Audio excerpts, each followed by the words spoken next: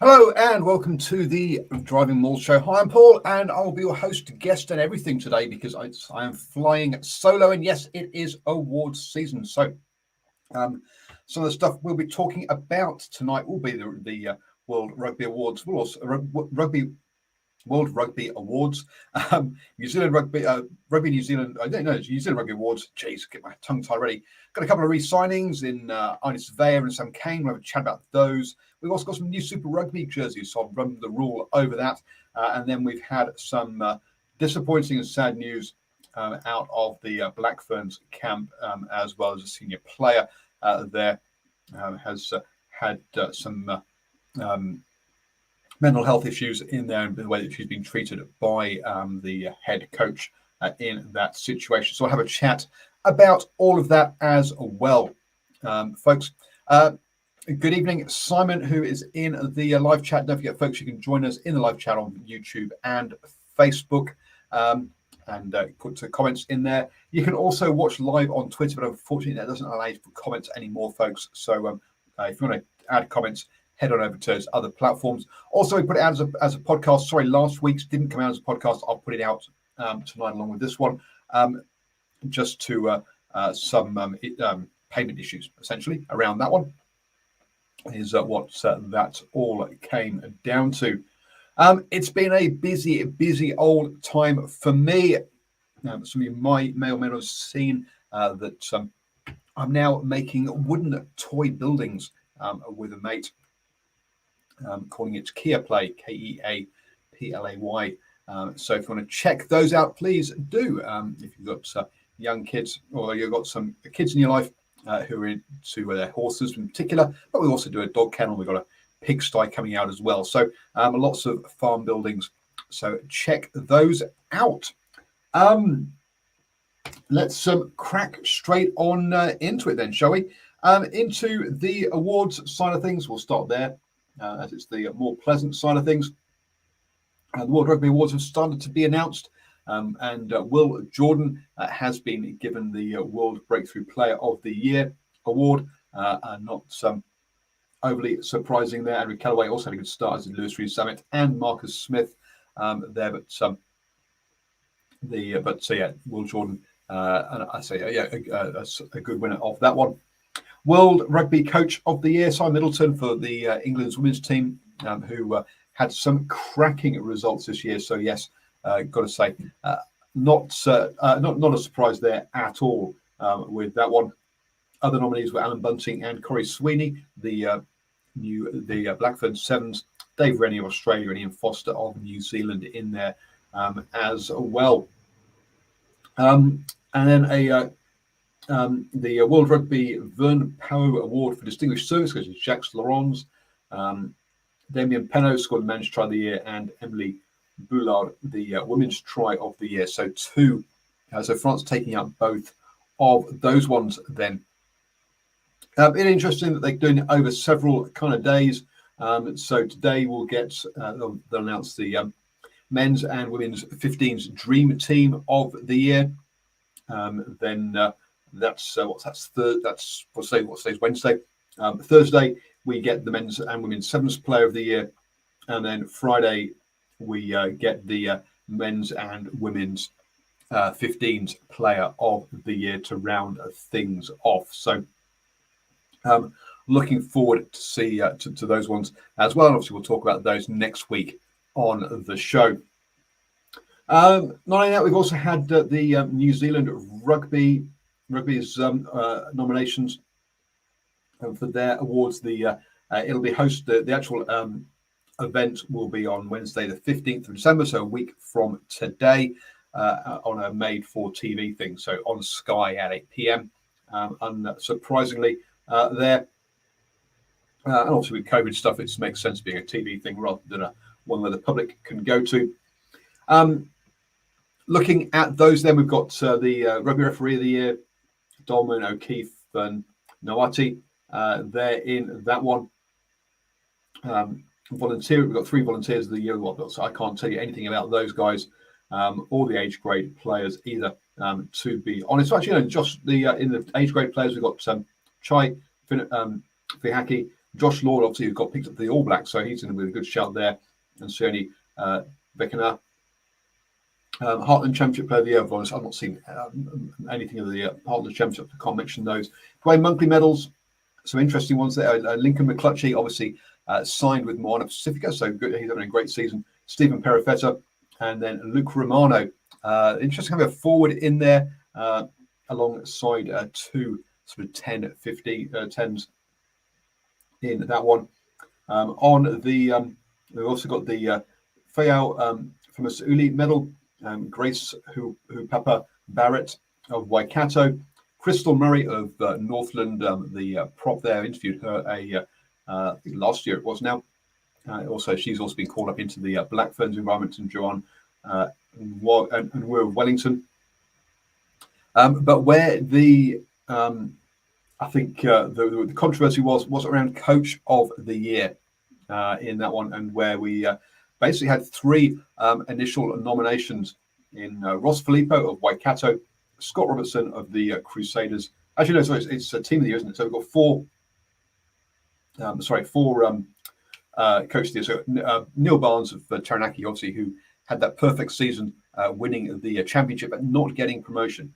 There, Ross Filippo of Waikato, who obviously won the premiership. Scott Robertson of the Crusaders, and James Semple of Waikato Farah Palmer Cup team in there, who obviously won the Farah Palmer Cup as well. So Waikato had a good season and getting some good nominations as well. Rugby player, Sky Rugby Player or Super Rugby Player of the Year, Richie Mwanga, Dalton Papialihi, and Aaron Smith. Three people players there with having good seasons. The Tom French Memorial Maori Player of the Year, Ash Dixon, obviously having a send-off for head off to Japan. Sarah Hirini and Aaron Smith, two men with two players there. The Sevens Player of the Year, which I guess that's going to come down to the Olympics. The men's Sevens Player of the Year, or the All Blacks, Sevens Player of the Year, Scott Curry, Andrew Nevseby, and Ngohi McGarvey Black. On the women's side of things, we've got Gail Beralton, Sarah Harini, and Tyler Nathan Wong are the three down for that one. Obviously, the Olympics and coming up, the gold medal will be big on in that decision. Black Ferns Player of the Year, Les Elder, the captain, Kennedy Simon, and Liani Makalai Tu'u. Obviously, a tough old season for the Black Ferns, losing all 4 games on the bounce. All Blacks Player of the Year, Geordie Barrett had a cracking season at fullback. Rico Ioane, look, a player who I guess bounced around between wing and centre. Will Jordan in there, not necessarily a guaranteed starter. He got dropped for one game, and Ali Surveyor, obviously, who captained the side for the first time this year, and also signed a new contract. So interesting ones there. I think a bit surprised to see Rico Ioane in there, to be honest, on that one.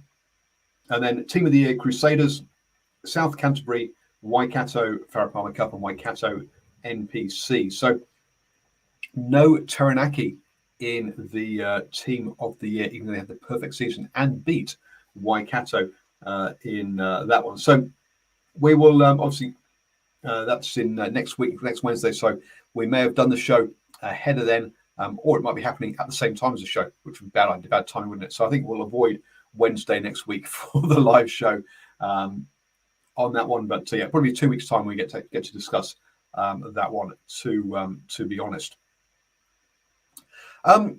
on the re-signings, we've got Sam Cane has re-signed for 4 years with the All Blacks and the Chiefs.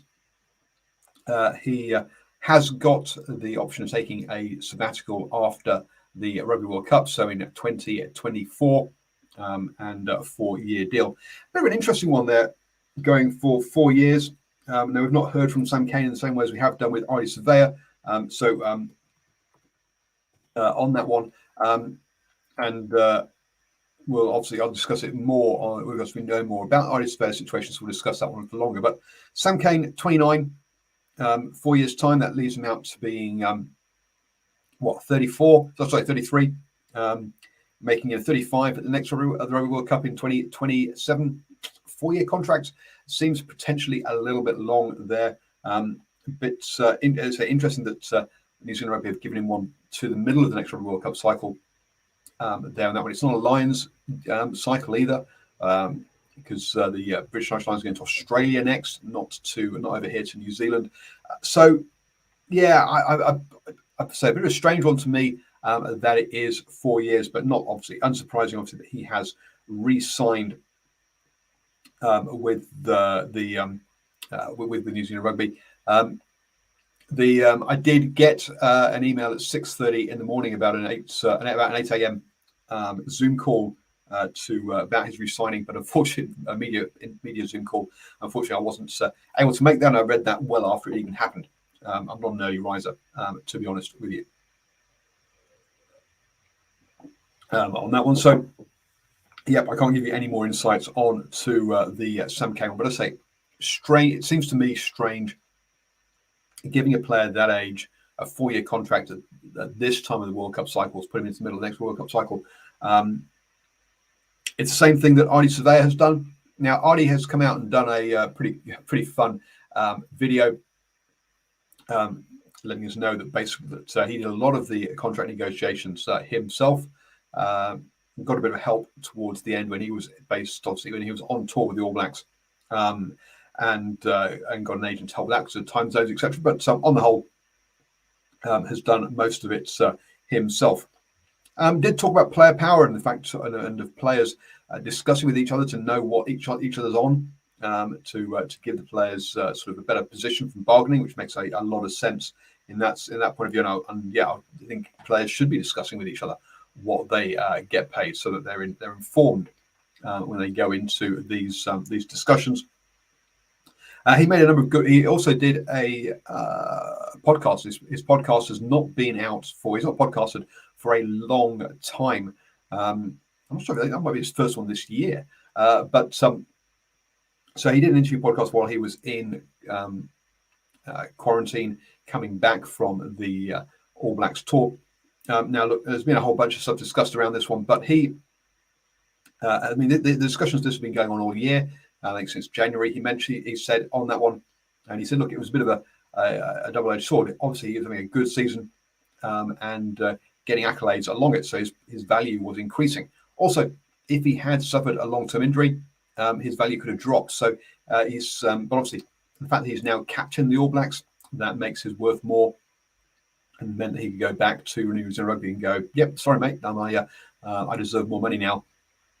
On that side of things, he talked very frank about it from a business point of view, which I think is a refreshing way of hearing it, rather than just all the platitudes around I wanted to play for my jersey and all that kind of stuff, and great environment, couldn't wait to sign back again. Yeah, clearly he's enjoying the environment, and this contract was signed the day before, or the day before the World Rugby changed the eligibility rules. But look, it's been in discussion since January, so it's a long time it's been in discussion.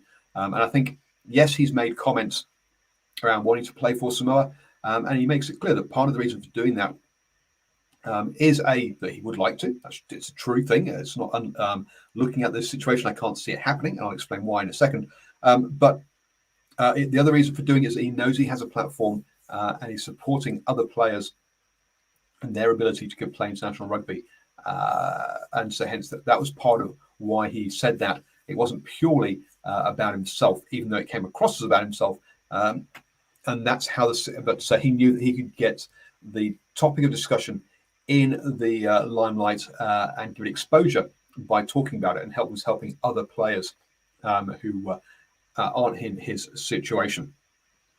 For my mind, look, is he likely to play for Samoa? Look, this is a 4-year contract, right? Takes him through the middle of the next Rugby World Cup cycle. So there's a 3-year stand down before he would be allowed to play for Samoa. So unless his form drops off a cliff and he gets dropped by the All Blacks and does something, then he's going to end up being in a situation where he can't be eligible for the following Rugby World Cup in 2027. And so you're heading out to him getting pretty old after that one for the 2031 Rugby World Cup over in the USA, and at which point because he's 28 now. He'll be 30 the next one, 34. You can see making that one at 38. Yeah, can't see him making it to the USA, even for Samoa. Never mind. So look, I don't think. I think there's that he probably won't play for Samoa, but I can understand why he made that comment, and I think it's good and supporting his brothers, not his brother, but his brothers in doing that. He mentioned the 4-year one, and that was because he wanted the security of that, and his family wanted the security of that as well, his wife, etc.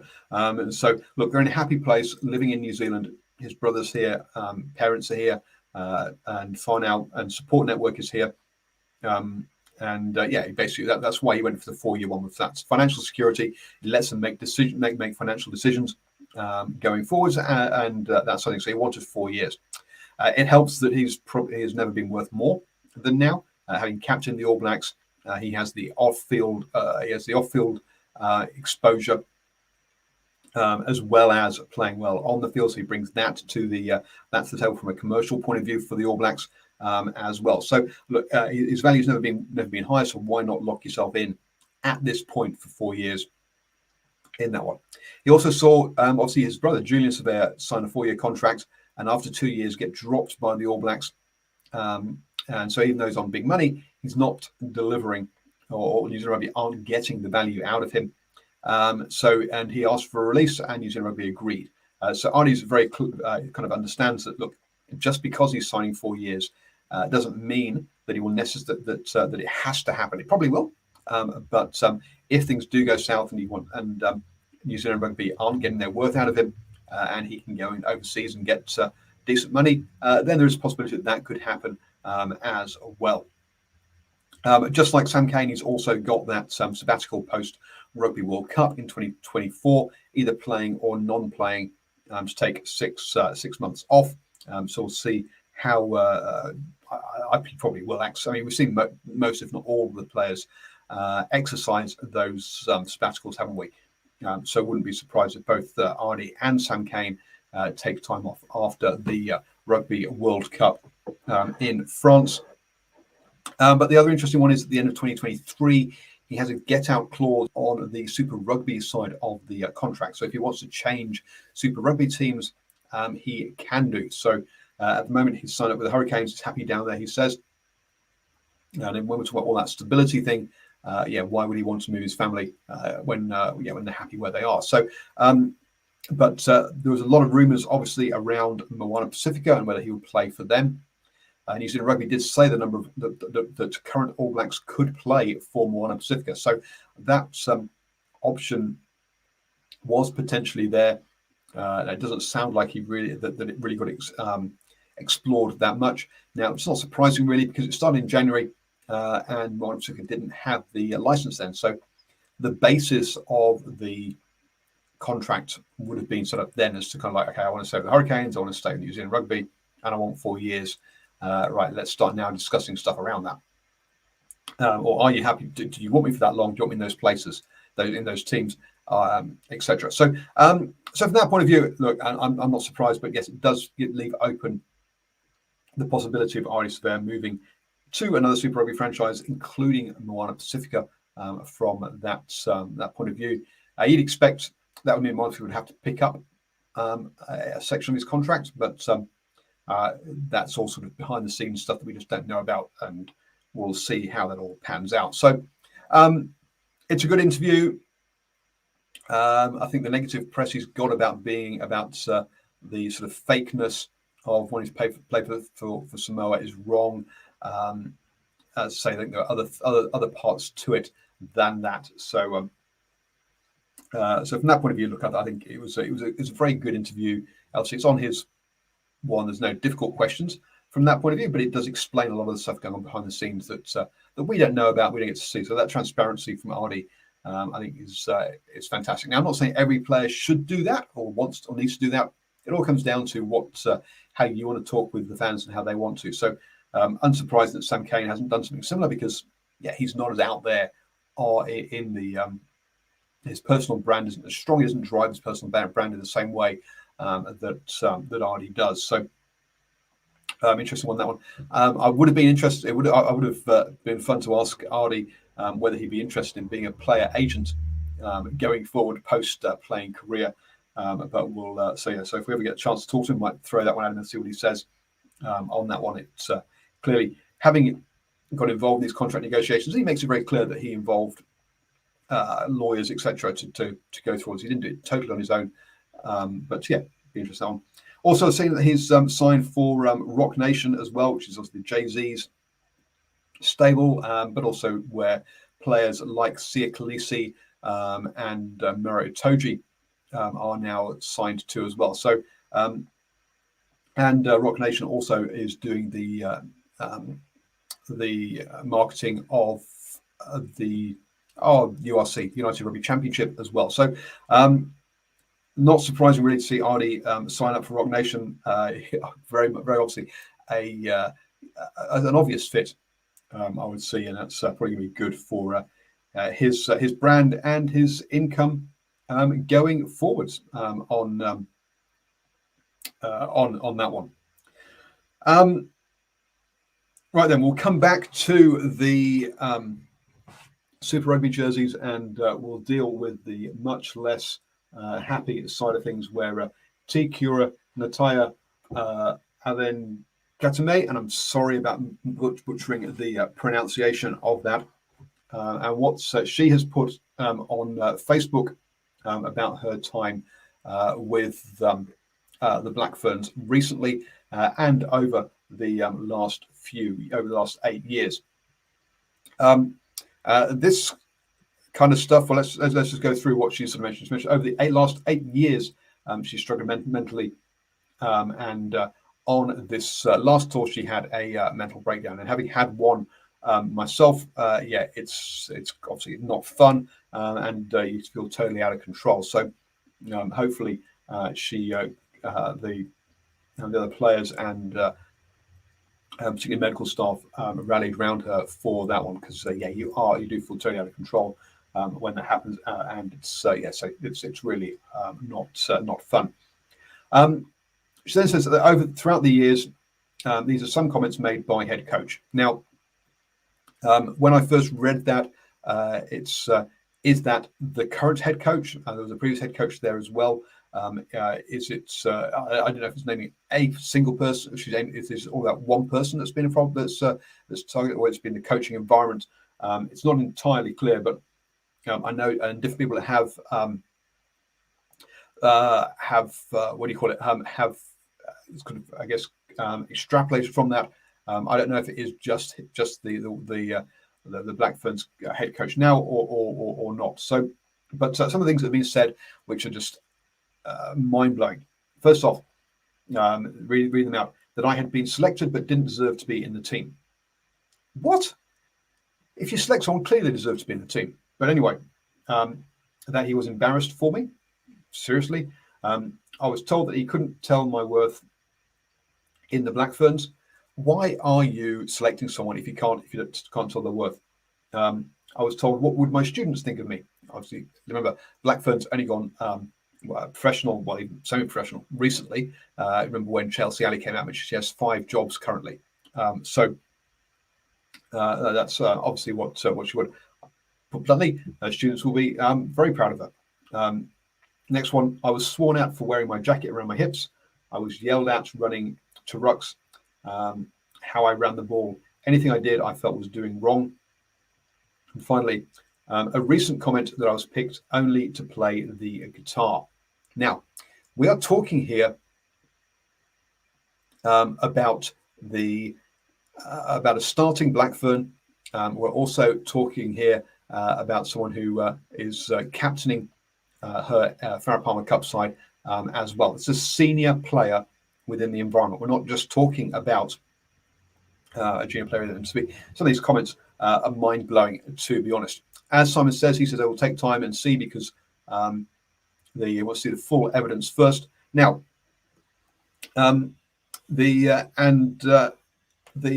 is one of part of a string of things. I mean, Dan Clever from the Bounce says, look, this is a string of a situation we've had with basically men coaching female environments, had issues with Mark Hager at the Black Sticks, Andres Haruf with the Football Ferns, and now it's obviously Glenn Moore at the Black Ferns is the focus of this when as it shows, made by head coach.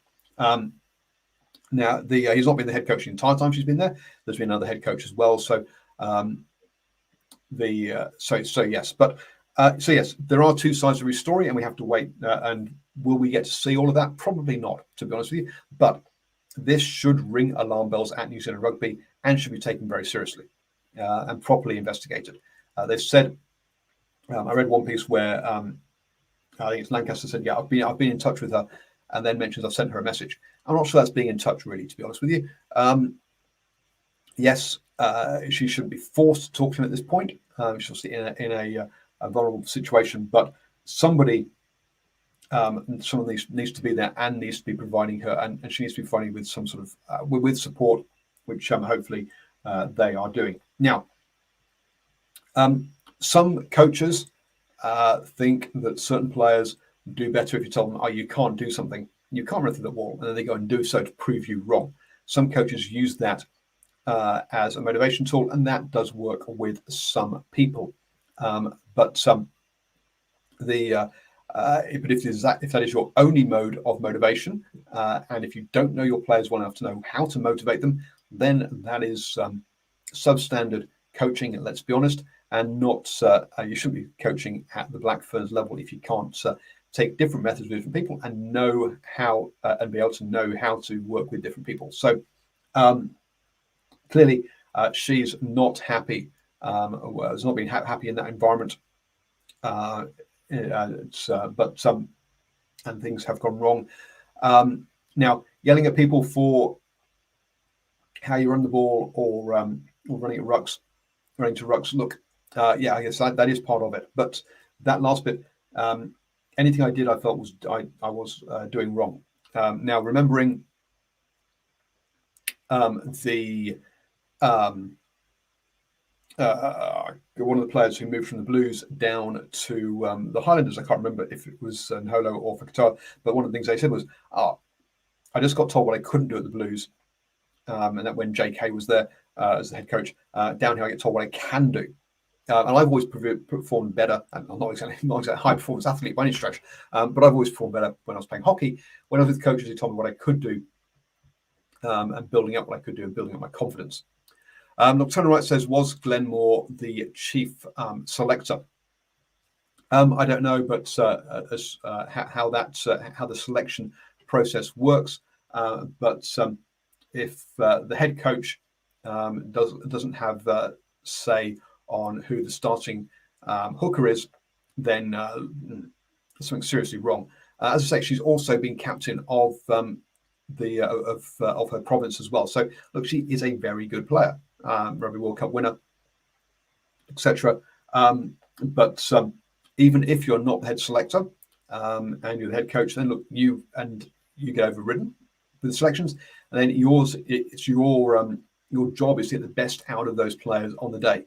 Clearly, doing it this way was not getting the best out of the players on the day. So yeah, we'll see how it all comes out. And how New Zealand Rugby handle it. I don't think we will end up having full transparency and seeing everything out of this. It's generally not New Zealand Rugby's way of doing things. Let's be honest. So we'll end up probably having to insinuate a lot and all that kind of stuff. So we'll have to wait and see how this one pans out. But it's not a not a good situation. And having had, and we're going to get a lot of these stories in women's sport, professional sport at the moment. The gymnastics was there as well. Canoeing canoe racing has also had issues, and rowing as well, I think, here, and that's just here in New Zealand. Nocturnes, yeah, just thinking that she was there for guitar playing, it seemed a little odd. Yeah, look, trying to insinuate it's just there for the social media side of things, and not actually for the kind of the team harmony and team spirit. Look, it's all just not something clearly is not right in there around those ones. So yeah, so we'll see what happens. But I think it's yes, New Zealand Rugby has got a problem here, but I think it looks like the way we're treating just female high performance sport, full stop, I think is growing up very quickly, and we're finding out that it wasn't done very well in the past, and that mistakes have been made. Does that mean every single coach hasn't got it right? Absolutely not. No, but so it has less money around it, has less scrutiny because of that, and perhaps some of the rigor and safeguards haven't been put in place when they need or should have or need to have been done. Finally, let's finish off on something that is a lot more fun to talk about, which is the Super Rugby jerseys that are out. I'm going to share my screen and bring up Rugby Shirt Watch, which has gone and very kindly put all of the jerseys on one place for me, so I can show you them and talk through them. Kicking off then, we have the Blues, who for a long time now have been sponsored by NIB, and for a long time now have designed their shirts, and then afterwards thought, oh, we're sponsored by NIB. Let's put a big green box on the front of our jersey that looks like a total afterthought.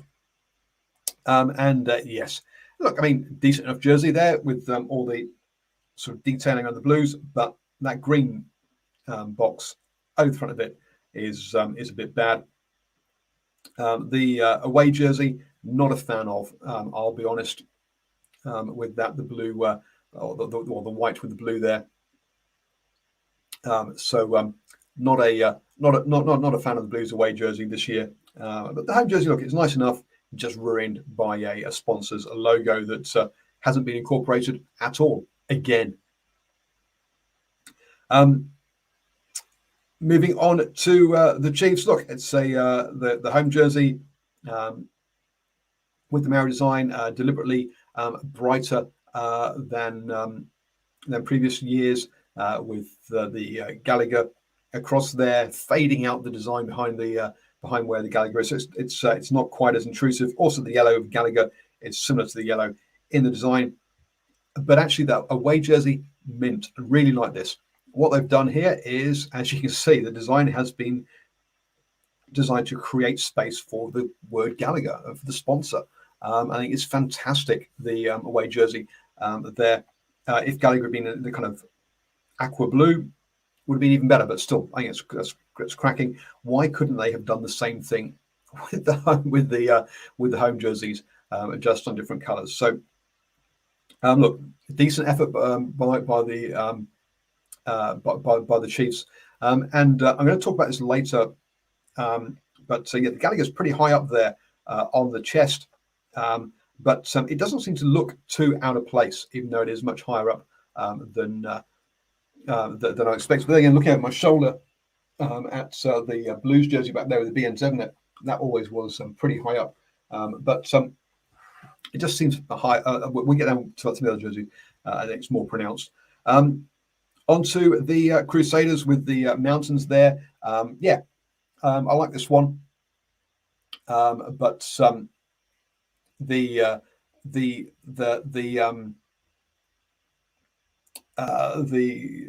looks pretty similar to, I'm trying to think, the Lions jersey, didn't it? The over in South Africa, Super Rugby in that kind of design there, but still, I like this one. Comments in the back, Josh in the live chat. Josh Ioane in the Chiefs jumper. Why Highlanders? Well, yes. Look, I think Josh Ioane moving from the Highlanders up to the Chiefs is a good move. Look, Hunt is down there in the Highlanders playing well. Clearly, Josh said his issues off the pitch down there. So let's a new environment, I think, could probably work well for him on that one. Simon Hughes, I thought all the teams had 3 jerseys. Yes, they do. The third jersey is a training jersey rather than a playing jersey in that one. So So yes, the on that one, yeah, dog in the bath, yep, bathtub says not a Chiefs fan, but really like their kit this year, well next year. Yeah, it is a cracking kit there.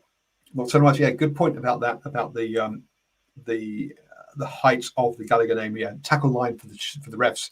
Yeah, we'll see about that. And obviously, Boa would like there to be a tackle line on these jerseys.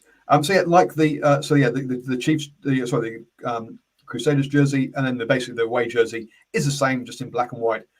Yeah, so I do like the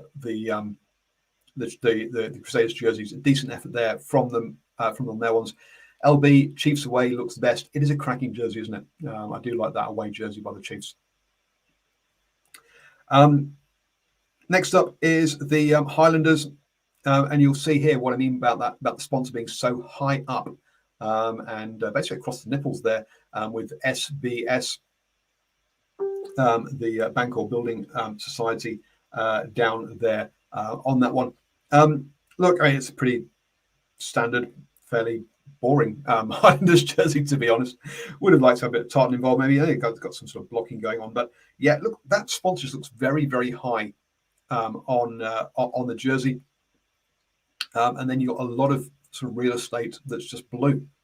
So yeah, a bit of a May kind of jersey from the Highlanders for their home jersey.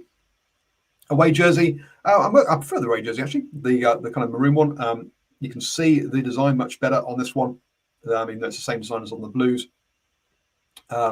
So that's yeah, quite like the away one. But again, a lot of real estate beneath those sponsors. And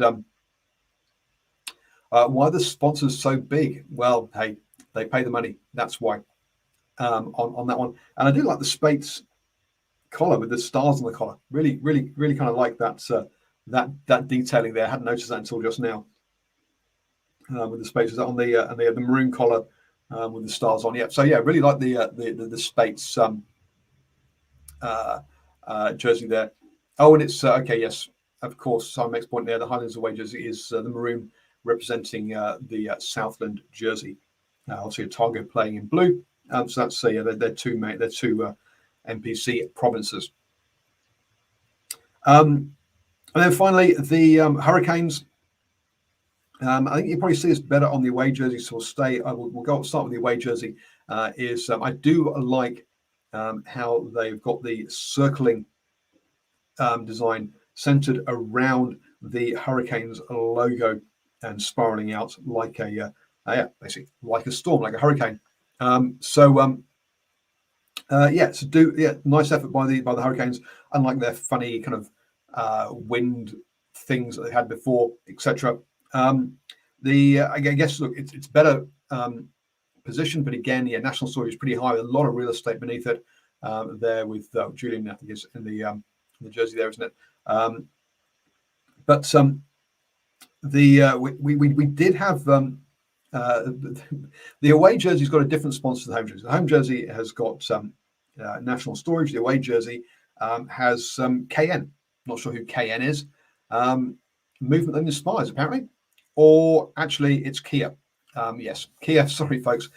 It's probably one of the worst logos I've seen, because you don't even read it and think Kia.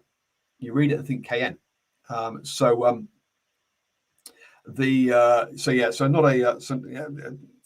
it's Kia. It is what it is. But Kia, you've got and messed up that one. There on that logo, I think. Alternative says no green, thank God. And Simon points out, yes, the Highlanders training jersey is green and white. I think it's not great. And let's be honest on that one. So there you go. Those are the new Super Rugby jerseys there. On that one, look, none of them are terrible. The Highlanders blue one, it's just blue jersey. The Blues, again, a big green box in the middle of blue jersey. Come on, guys, you can do better than that. But look, there's no disaster jerseys here. Best jersey out the lot, that Chiefs away jersey. Do like that one. a lot. What about the two other teams? These are the New Zealand Super Rugby jerseys. We have seen the Moana Pacifica one and the Fiji and Drua ones have been mentioned, they've been shown. Look, I'm disappointed by the Moana Pacifica jersey, to be honest with you. I liked their previous one they had last year for the exhibition game they played against the Maori All Blacks. To me, that was distinctive and unique and great. The next one is blue with Pacifica design, logo design, which is nice enough, but something that a lot of teams have done already, and it's not one that I would switch on and go, that is Moana Pacifica, and know it straight away, which I would have done if they'd would have done with their previous jersey there. The Fiji and Drua, I must have forgotten their jersey already, to be honest. But yeah, nothing. I don't think there's anything wrong or particularly outstanding about that one either on that one. So those are the jerseys from that one. Sometimes I feel Moana Pacifica stole colours of their jersey from the Fiji and Drua. Oh well. Yeah, look, I mean that white jersey they had before with I forgot what type of cloth it's supposed to be, but that the design's mimicking was fantastic. Yeah, hey, it is what it is, and clearly I'm not a marketing person, and it's about what will sell and how many people can you get wearing it around South Auckland, where, let's be honest, the only jerseys you see are Warriors jerseys.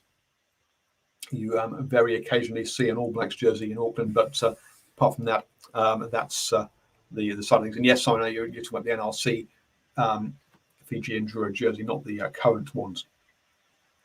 So thank you everyone for joining me this evening. We'll be back next week. Sorry they've been delayed last 2 weeks from Tuesday to Wednesday. That's because of my, as I say, working on the Kia Play, selling, where I'm trying to sell these, we are selling, sorry, these wooden farm building toys. So horse stables, dog kennels, horse jumps. We've got a pigsty coming out as well. So all of that going on, and people commenting on the post about it, which we hear going bing, bing, bing in the background. So I need to catch up on all of that as well. But next week, I'll try and avoid doing it on Wednesday, because Wednesday is the New Zealand Rugby Awards. So we'll try and get it. We'll try and do it another evening. And hopefully you're all having a cracking time heading into summer. And stay safe. Get yourself double jabbed, and all of that side of things.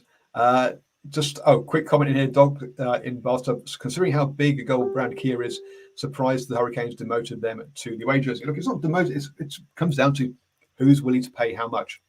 And from that one, it comes down to who's willing to pay. If National Storage is willing to pay more than Kia, and let's be honest, it's not really Kia head office that's sponsoring it, it's me Kia New Zealand who are sponsoring it. So it's the amount of cash they have is going to be less. Let's be honest. But it comes down to money. It's not coming down to the Hurricanes relegating anyone from that one. And also actually, Paul, you should be invited to the awards. That would be very nice, wouldn't it? But I can't see that happening, folks. To be honest. Anyway, I will just sign off. Have a great. Hope you stay safe, everybody. Have a great week, and catch you all next week on the Driving Maul Show.